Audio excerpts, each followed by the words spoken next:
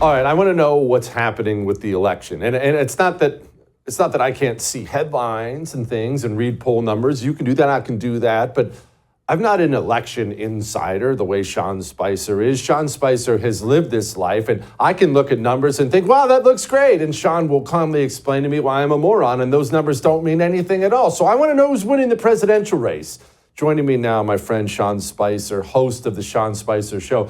I don't know why you're not tuning into that every day right now if you want to get boned up on all this stuff. I do. Sean, okay, polls here, polls there. There's a new poll every freaking day. But I am seeing something that's pretty consistent, and that's Trump looking competitive in Virginia.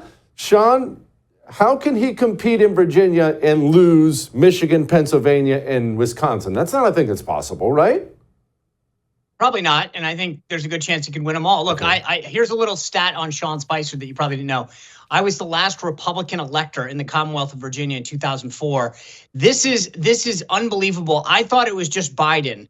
I live in Virginia. This is where I've been active in politics for the last 25, 30 years. There is something that people just are ready for change throughout Virginia. And Donald Trump, in poll after poll, the Virginia Commonwealth poll came out, it was within one. Everything that we're seeing is defying the expectations. But here's the thing, Jesse, and this is where the national media wants you to do the shiny nickel up here. NBC comes out with a national poll showing Kamala Harris up by 4 points. We don't vote nationally. They don't want you to pay attention to what matters.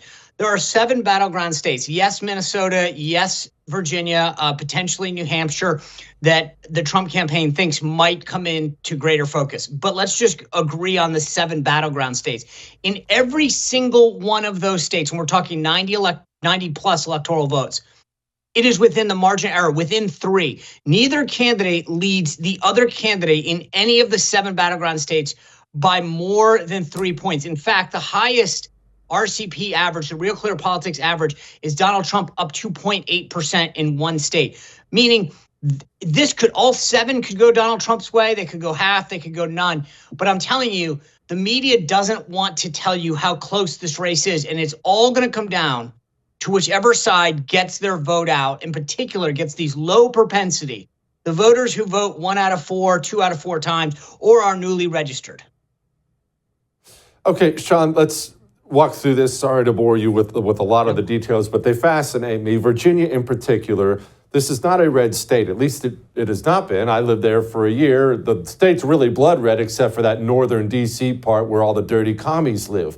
But they're chafing at Democrats. Is this Glenn Youngkin's leadership? Is this inflation? Is this immigration? Why? Why is Virginia going the other way? It's all of the above. I think Glenn Youngkin's done a great job as governor. And by the way, those commies are my neighbors, so be careful. Sorry, Sean. Sorry. But it's everything. I think that we've done a great job. Hung Cao, the Senate candidate's reaching out to Asian communities. He's a Navy veteran. He's doing very well in the Hampton Roads area. There's a huge Vietnamese and Korean communities in Northern Virginia and Annandale, et cetera, where he's really sort of done a fantastic job bringing the message of the party to. It's not one thing, Jesse. It's a lot of everything. It's crime in Northern Virginia and in Richmond. It's immigration and the impact. It's inflation. It's concerns about national security throughout the state, but particularly in Hampton Roads, where there's a lot of veterans. So, but the bottom line is, and then here's how it's translating. Just to kind of, we are one of the early states. We just started early voting in Virginia. And if I did this on my show last night, you can go to my YouTube page and watch the whole thing. But we had James Blair, the political director of the Trump campaign, on. After just a few days of early voting, and again, this isn't, the Republican vote is up over 200% early vote compared to 4 years ago. People in Virginia are saying, I'm going to bank my vote. I'm going to get out there. And one little PSA that I want to explain to people. In Virginia, if you want to vote early, you can cast your vote. You can get a mail-in ballot or whatever, or you can go in person to your election board. If that's where you want, if you want to cast it in person, go in person, cast your ballot. But right now, it costs on average about $12 to $15 for what we call ABEV chase, absentee ballot early vote chase, meaning I know Sean Spicer or Jesse Kelly is going to be a voter. I want him to get out there and cast their ballot. I'm going to chase them to make sure that I know what their plan is. They're going to do it. They spend about $12 early in the campaign. Every time you don't vote, if you wait till election day, they'll have spent about $100 on you to get you to turn out to vote. So the more that you bank that vote early, you're saving the campaign per voter about 80, 85 bucks. So just remember, the more that you can go out and cast that ballot, however you feel comfortable doing it, you're actually giving the campaign more resources to go after another voter that might be lower on the propensity scale to go out and vote. So you're helping conserve resources and make the campaigns spend their resources much more wisely. See that, everyone? I told you you were going to learn something. Don't act like you knew that before Sean came on here and told us. So get your vote in now. Okay, Sean, let's switch gears here, because the other 3 Rust Belt states, it's something people talk about a lot. If Trump wins one of those and does what he needs to do in the Sun Belt, he's going to win. And we lump them all together, Michigan, Pennsylvania, Wisconsin. But those are, in fact, 3 different states, right? So what are the differences? What are we looking at? Where are we strongest? Where are we weakest? So the interesting thing is, I would rate them Wisconsin the weakest, then Michigan, then Pennsylvania. Pennsylvania, everybody is paying attention to. The key point that you made early cannot be underscored.